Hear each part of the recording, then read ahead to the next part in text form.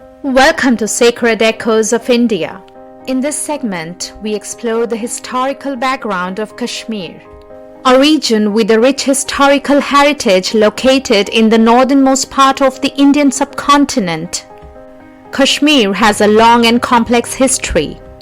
Prior to the mid-19th century, Kashmir referred to the Kashmir Valley, surrounded by the towering Great Himalayas and the Pir Panjal Range. But today, the term covers a much bigger area with different parts under different administrations. These are the Indian administrated regions of Jammu and Kashmir and Ladakh, the Pakistan-occupied Kashmir and Gilgit-Baltistan, and the Chinese-controlled Aksai Chin and the Trans-Karakoram Tract. Jammu and Kashmir has a diverse history with rulers from various religious backgrounds, including Hindus, Muslims, Sikhs, Afghans, and British powers. Although the region is majority Muslim, it also has a significant Hindu population and has been a major center of both Buddhism and Hinduism. The shift from Hindu to Muslim rule occurred in the 14th century, with Akbar's conquest in 1587 making it part of the Mughal Empire, further expanded by Aurangzeb. Control over Kashmir changed hands through empires like Afghan Durrani and Sikh rule under Maharaja Ranjit Singh.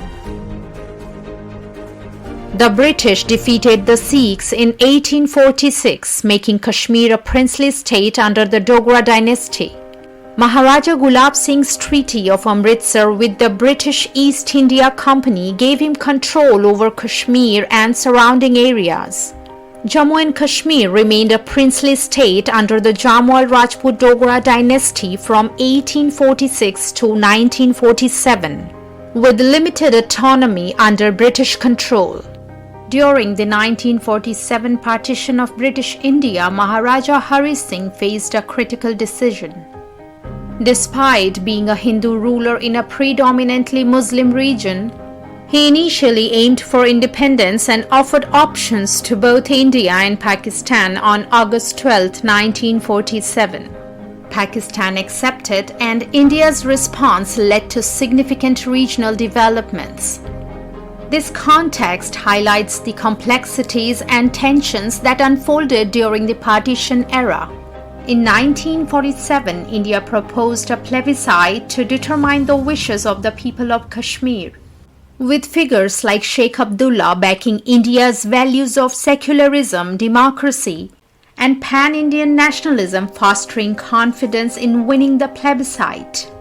India's similar approach in Junagadh resulted in integration after a plebiscite. Despite the ruler's attempt to join Pakistan, he faced resistance from the Hindu majority in his state. Pakistan's attack on Kashmir in 1947 altered dynamics. The people's desires remained unclear due to the lack of a plebiscite, as Pakistan sponsored a tribal incursion.